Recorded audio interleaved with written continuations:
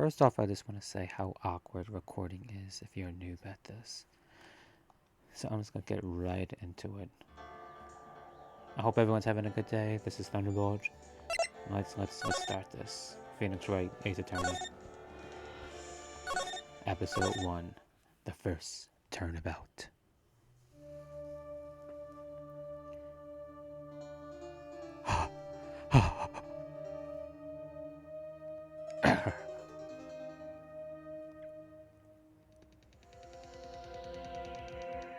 Damn it! Why me? I can't get caught. Not like this. At least he has gloves on. I gotta find someone to put it on. Who? Someone like him. Idiot. I'll make it look like he did it.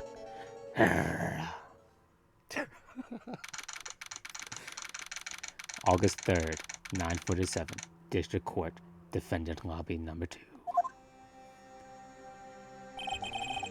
Boy, am I nervous. Right. Hi, Chief. I'm glad I made it on time. Well, I have to say, Phoenix, I'm impressed. Not everyone takes on a murder trial right off the back like this. It says a lot about you, and your client as well. Thanks. Actually, it's because I owe him a favor. A favor? You mean you knew the defendant before this case? Yes. Actually, I kinda owe him my current job to him.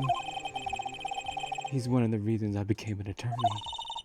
Well, that's news to me, Mr. Wright. I want to help him out any way I can.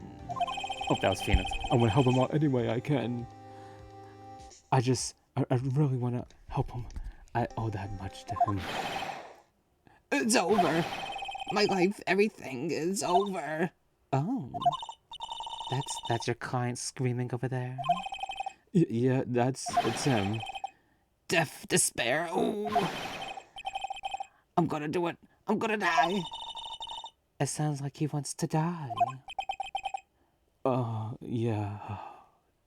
I feel bad for Phoenix sometimes. Nick. Hey there, Larry. Dude, I'm so guilty. Tell them I'm guilty. Give me the death sentence. I ain't afraid to die. My thing is, he didn't do it. Why is he taking the blame for it? Never mind. What's wrong, Larry? Oh, it's over. I'm finished. Finished. I can't live in a world without her. I can't. Who took her away from me, Nick? Who did it? Oh, Nick, you gotta tell me. Who took my baby away? The person responsible for your girlfriend's death. The newspaper said it was you. It's getting hot in here. I gotta turn the fan. My name is Phoenix Wright. Here's the story. My first case is a fairly simple one.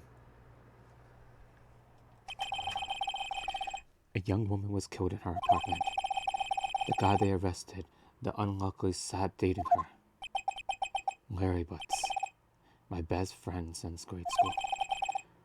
Our school had a saying, when something smells, it's usually the butts. That's so freaking lame. In the 23 years I've known him, it's usually been true. He has a knack for getting himself into trouble. One thing I can say though, it's usually not his fault. He just has terrible luck. But I know better than anyone that he's a good friend, a good guy at heart. That I owe him one, which is why I took on the case, to clear his name. And that's what I'll do. And that's what I'm gonna do. I suck at reading, just to let you guys know that. August 3rd, 10 a.m., District Court Room Number 2. The court is now in session for the trial of Mr. Larry Butts. The prosecutor is ready, Your Honor. The defense is ready, Your Honor. Mr. Wright, this is your first trial, is it not? Yes, Your Honor. I'm a little nervous. You're conducting during this trial will decide the fate of your client. Murder is a serious charge. For your client's sake, I hope you can control your nerves. Thanks, Your Honor. Mr. Wright, given the circumstances, I think we should have a test to ascertain your readiness. Yes, Your Honor. My hand is shaking. My eyesight's fading. I'm gonna pass out. To test the consistentness of a few simple questions, answer them clearly and consistently. Please state the name of the defendant in this case. Defend? Well, it's Mary Butts, Your Honor. Correct. I'm impressed. Just keep your wits about you and you'll do fine. Next question. This is a murder trial. Tell me the victim's name. I know this one. Gotta read the case report to cover so many times. But I'm still... It's, no way, I forgot. I'm drawing a total blank here. Phoenix, are you absolutely sure you're up to this? Do I need to take over? You don't even know the victim's name? Oh, the victim, of course, I know the victim's name. I just forgot temporarily.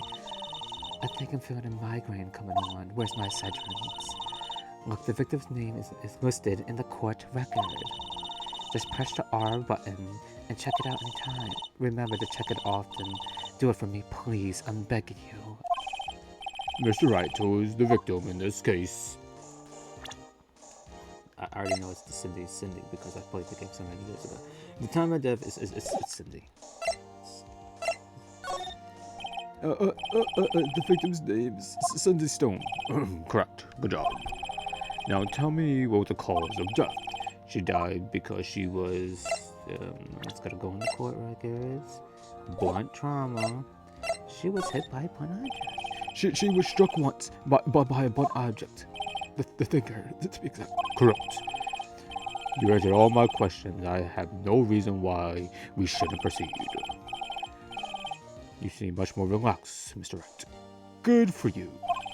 Thank you, Your Honor. Because I don't feel relaxed, that's for sure.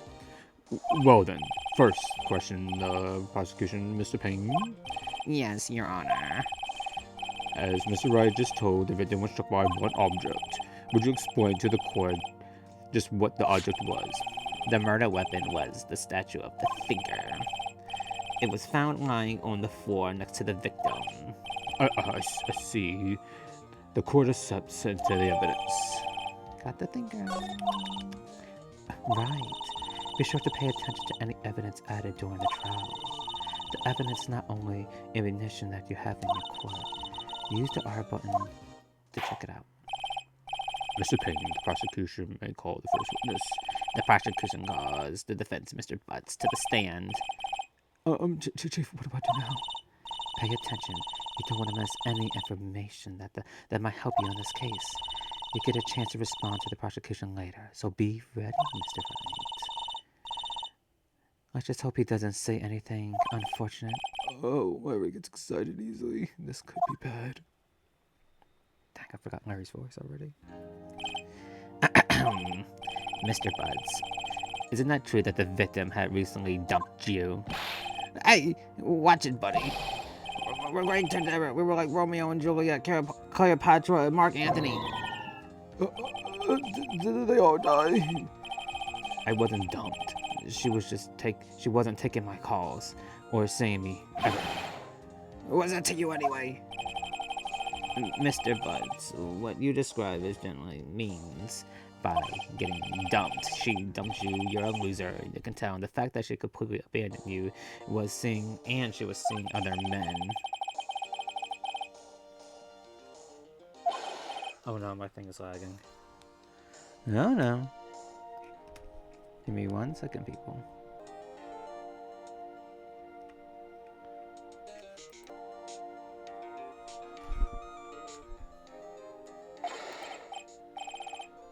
Oh god. Okay guys, we're back.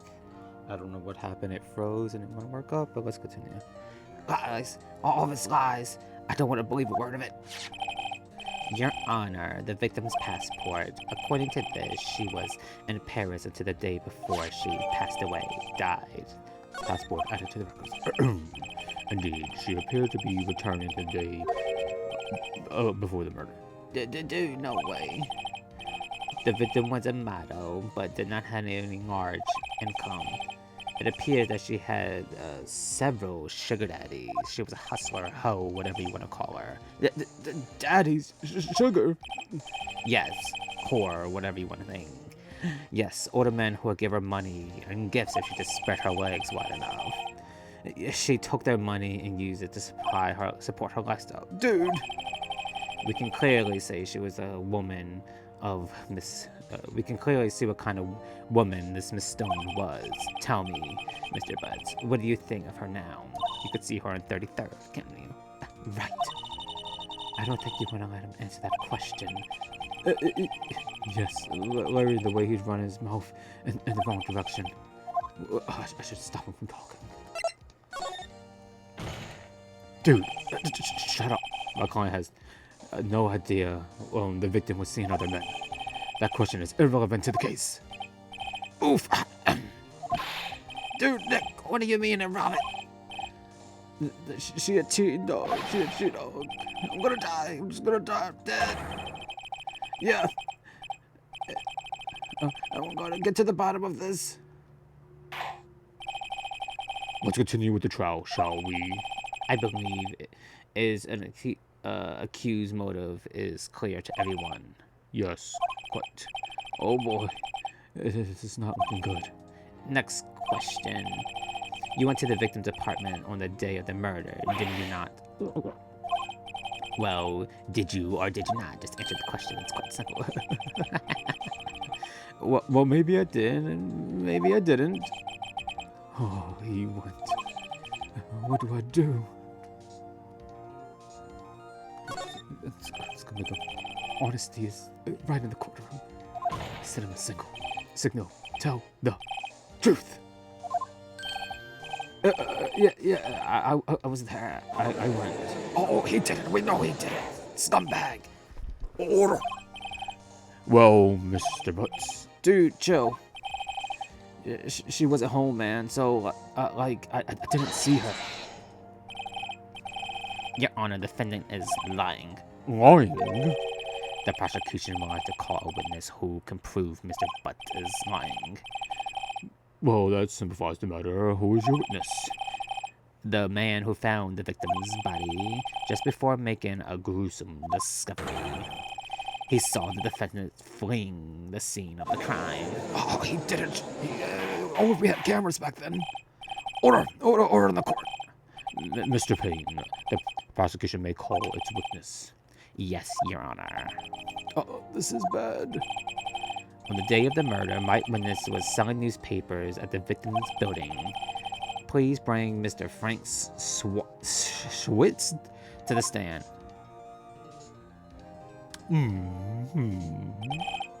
Mr. Schwitz, you sell newspaper subscriptions, is that correct? Oh, yes. Newspaper, yes. Mr. Schwitz, you may proceed with your testimony. Please tell the court what you saw the day of the murder. Witness testimony. Witness account. I was going door to door selling newspaper subscriptions when I saw a man fleeing from the apartment. I thought he must have been in a hurry because he left the door halfway open behind him. Thinking it was strange, I looked inside the apartment. When I saw her lying there, a woman not moving, dead. Oh! I quailed in fright and found myself unable to go inside. I thought to call the police immediately. However, the phone in the apartment wasn't working. I went to a nearby park and found a public phone. I remember at the time exactly. It was 1 a.m. The man who ran was, without a doubt, the defendant sitting right over there. He didn't even buy a newspaper. Scumbag. Boom. Larry, you didn't tell the truth. I can't defend you against a testimony like that. Incidentally, why wasn't the phone in the victim's apartment not working? Your Honor, The time of the murder that was blackout in the building. Aren't phones supposed to work during blackouts? Yes, Your Honor, but you know, some people had money issues like the victim. However, the cords of the phone may not function normally. The phone that Mr. Schwitt used was one of those, Your Honor. I have a record of the blackout for your pursuer. Blackout added. No, Mr. Wright. Yes. Yes, Your Honor. You may begin your cross-examination. Cross-examination? Your Honor. All right, Phoenix. This is it. The real deal. What exactly am I supposed to do here? Well, you're supposed to expose the lies in the testimony the witnesses gave. Lies? What? He was lying? Your client is innocent, right? Then that's what the witness had lied. The witness lied in his testimony. Or your client is really guilty, murderous. How do I prove that he's not? You hold the keys in the evidence, Phoenix. Compared to the witness testimony and to the evidence that you have, there's bound to be contradictions in there. First, find the contradictions between the court records and use it in the witness testimony. Then once you found the contradiction and the evidence, presented and rub it in the witness' face, obviously. Your lawyer should know this. Law and Order you didn't watch? Open the R button in the testimony. I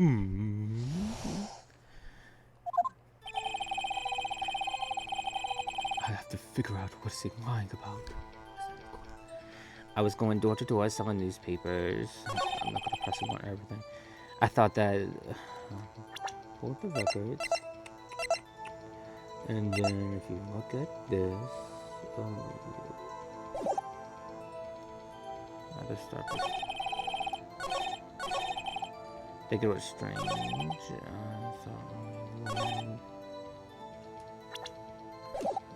Where's the press? Oh my god, it's so small I can't see. Hold it! So you didn't touch anything in the apartment? Yes, nothing. Okay, what happened next? You touched the freaking phone. I thought to call the police immediately. You thought to call the police? Doesn't that mean you didn't actually call them? Please, listen to the rest of the testimony.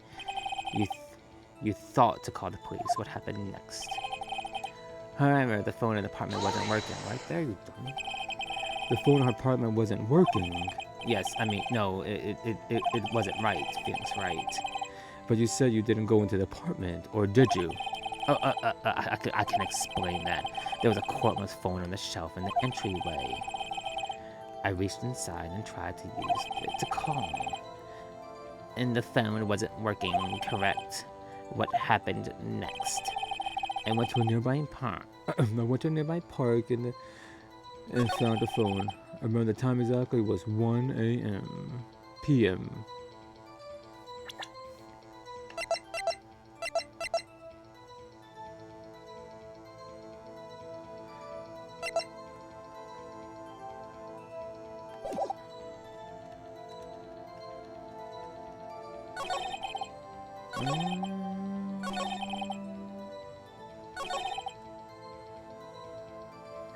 I want to say, what is it?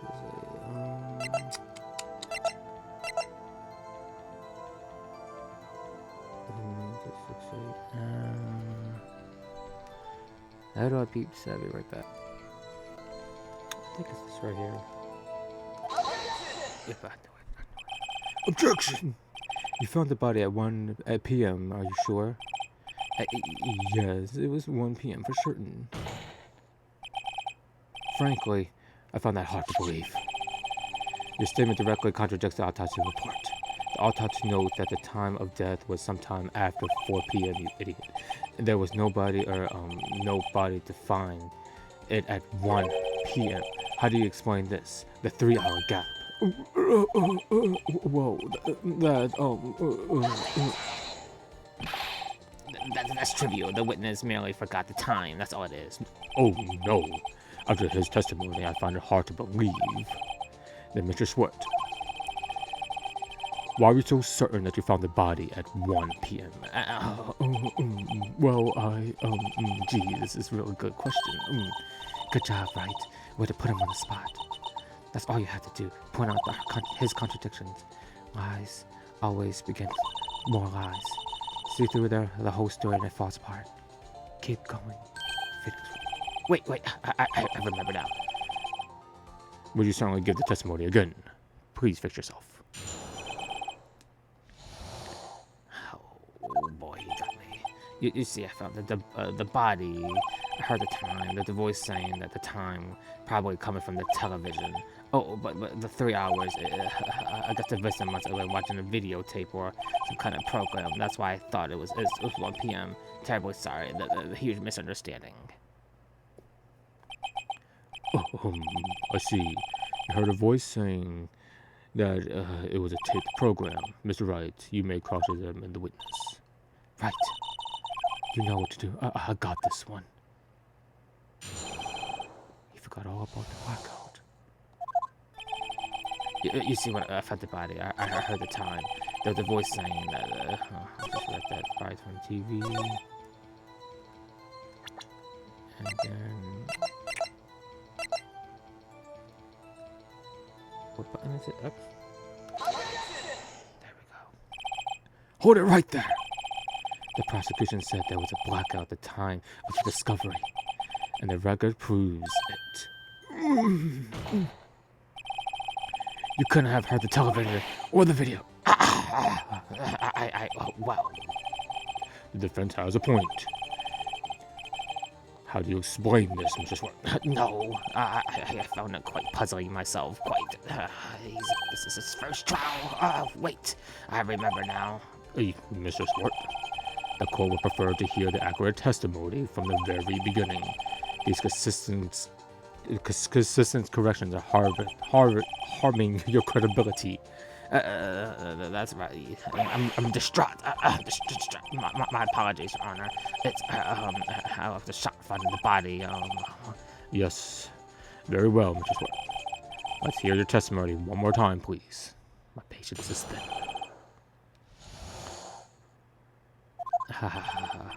Actually, I didn't hear at the time. I saw it. There was a table clock in the apartment. Yeah, the murder weapon. The killer used it. The murder weapon.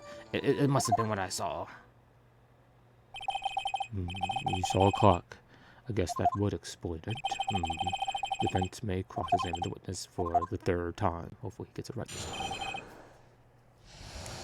time. Actually, I didn't hear the time. I saw it. There was a table clock in the apartment. The murder weapon. The killer used it. I think it is...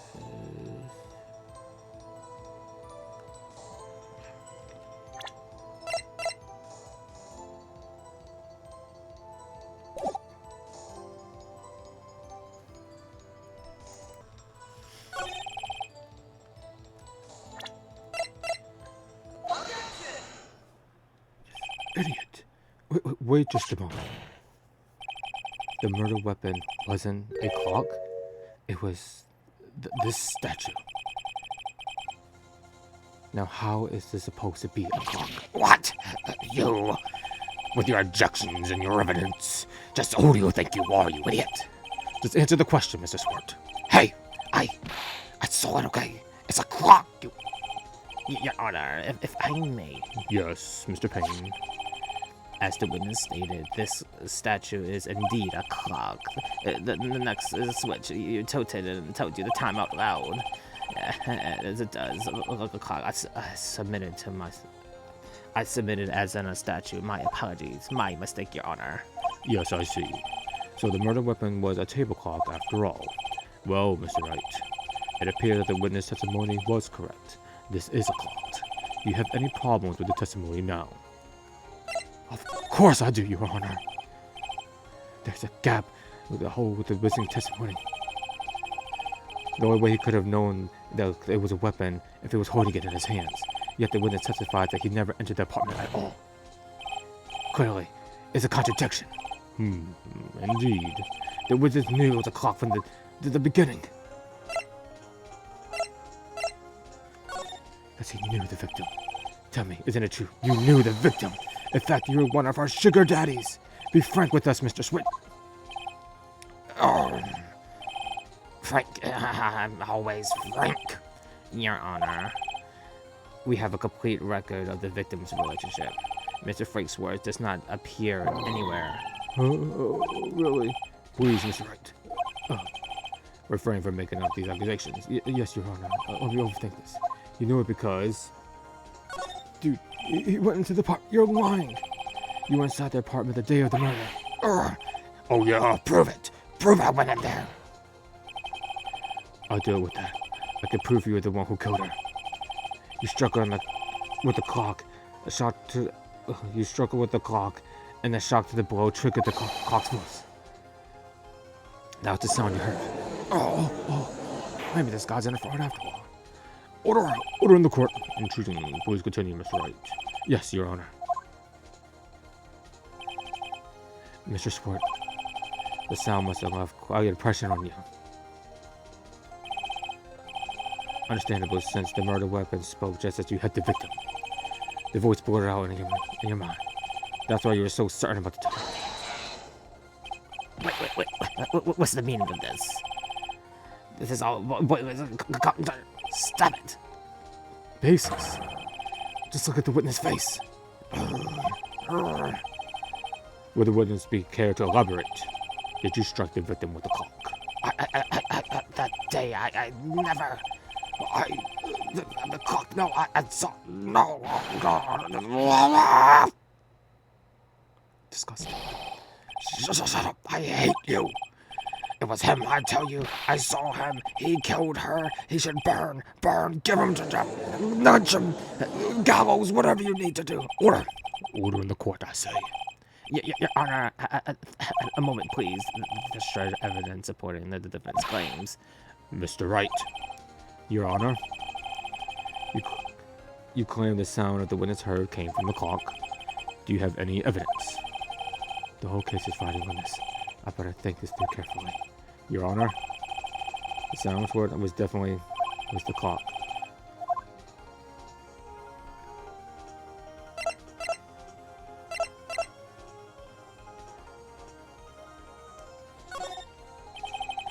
All you have to do is examine the batteries.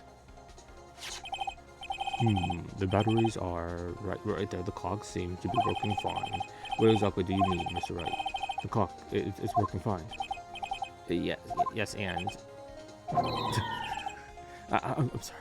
I got confused with the testimony. Mr. Wright. Please, get your stuff together. I'll have to get penalized. Think more carefully. Yes, Your Honor. As I was saying, the whole case is right.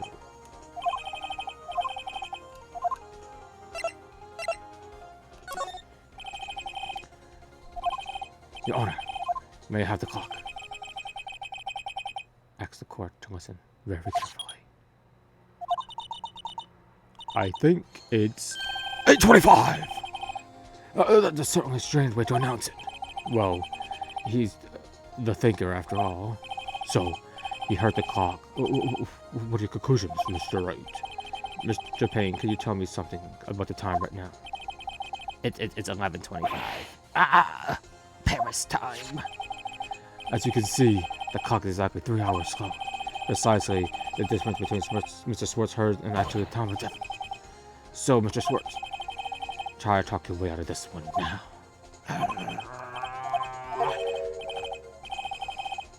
What is he talking about now? Well, it may seem like a clock is running 3 hours slow. It proves nothing. How do you know it's not running 3 hours slow on the day of the murder? If you can prove that, you don't have a case. Oh, he's right. How am I supposed to prove that? Damn it, I was so close. Mr. Wright, it seems that you lack the critical evidence to support your claim. Yes, Your Honor. I think I mean I could not let you indicate this witness. Unfortunately, this ends the cross-examination with Mr. Come all the way down here to testify, and look what happens. You treat me like a criminal. A criminal! All you lawyers are slime, scum, money grubbing. What's happening? Sorry, Larry. I failed you. There's nothing I can do. about it now. Not so fast, Mr. Swartz. Oh, Mia, I mean, Chief. Listen up, Mr. Wright. You thought don't give up. But Chief, it's over. I can't prove the clock was slow the day of the murder. Nobody can prove that. You have evidence, idiot. But that doesn't mean you can't win. Try thinking outside the box. Don't waste your time doubting facts. Assume the clock was 3 hours slow. Think it through. Ask yourself, why was the clock 3 hours slow? Figure out that reason and you have your proof, Mr. Wright. Can you think of a reason why the clock would be 3 hours slow? Actually, I think I heard the prosecutor say it. Maybe I can prove it. You must know the evidence is somewhere, Mr. Wright. Look through your files and find out. Well, Mr. Wright, you say the clock was already running slow the day of the murder. Have you found evidence to support your claim? Of course I have. The piece of evidence in the courtroom. Tough words. Let's see if we can pull it off. Let's see the evidence that proves that the clock was running slow.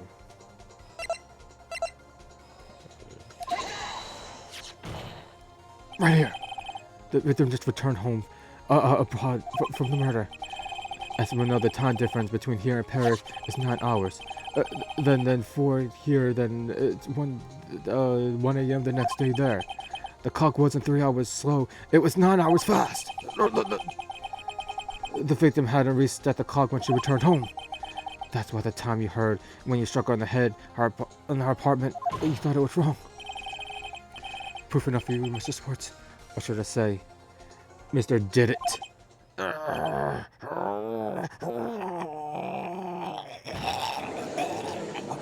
He died. Did we just witness another murder? Order. Order in the courtroom, I say.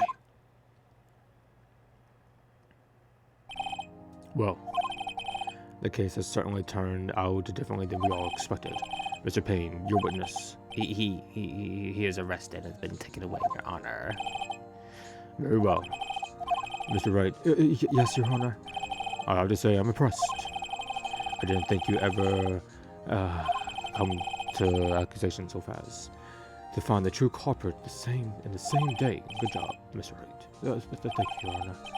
At this point, I only have one formality. This is only a formality, but the court finds the defense, Mr. Larry Butts.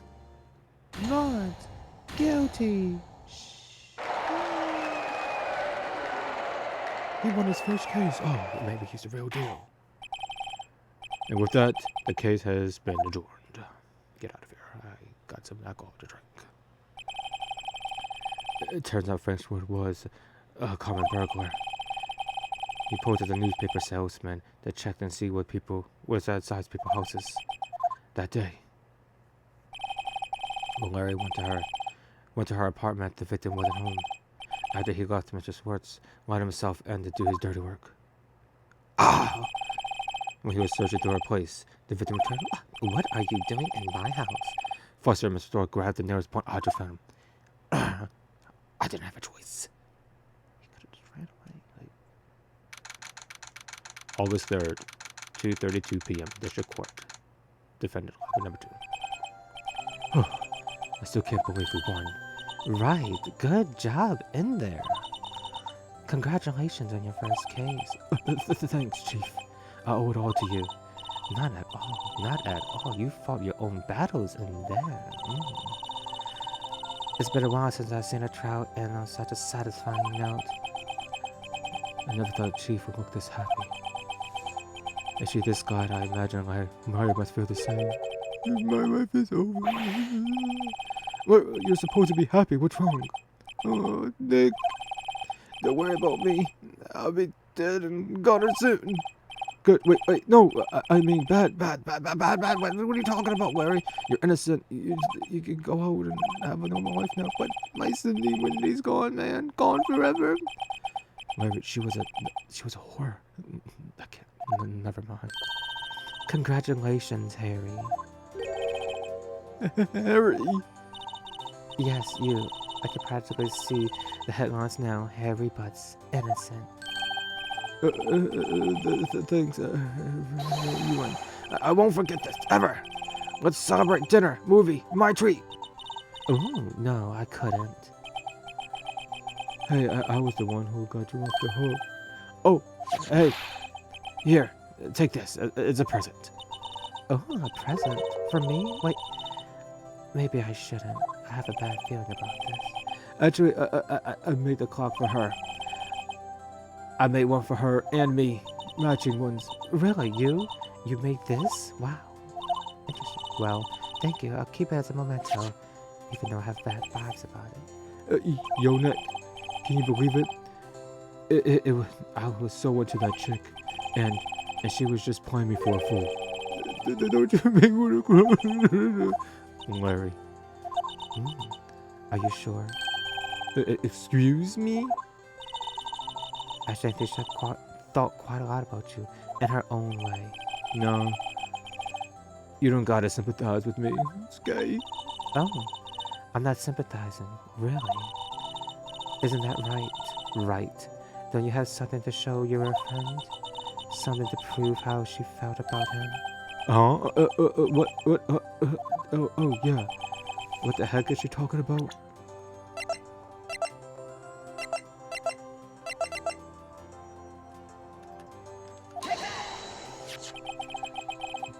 Come check it out. It's proof that you weren't just some clump to her after all. She kept your finger.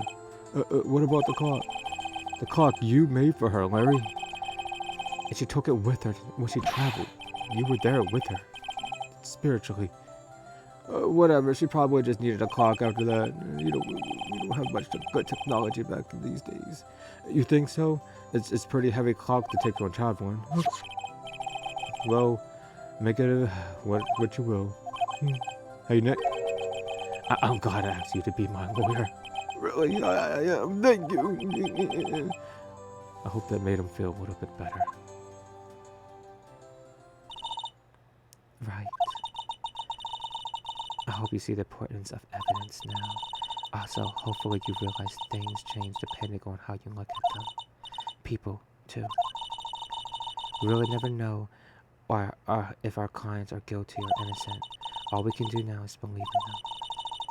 In order to believe in them, you have to believe in yourself. Right. Listen, learn, grow strong.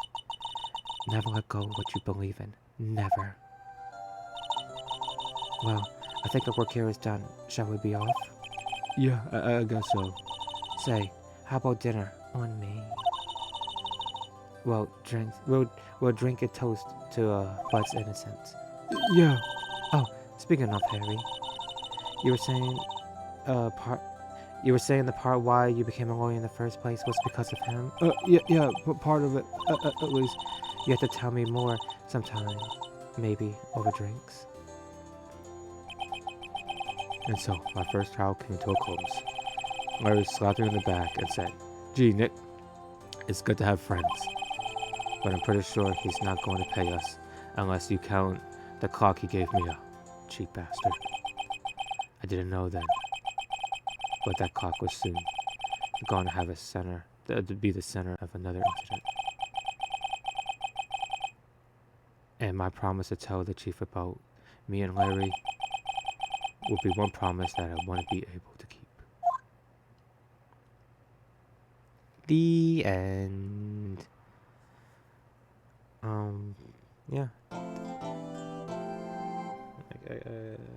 No, I don't need to save it. I just want to say. Excuse me. I just let the music play. Hold on. Hey Mia. Hey Maya. It's me. Meow. What's up? You haven't called in a while. Thank you. If this video somehow manages to get 5 likes, I might do the second trial. Might do something else. I hope you like the voice acting. I know it's terrible. I suck at reading. Have a good day. Thunderbolt out. Everyone, stay blessed.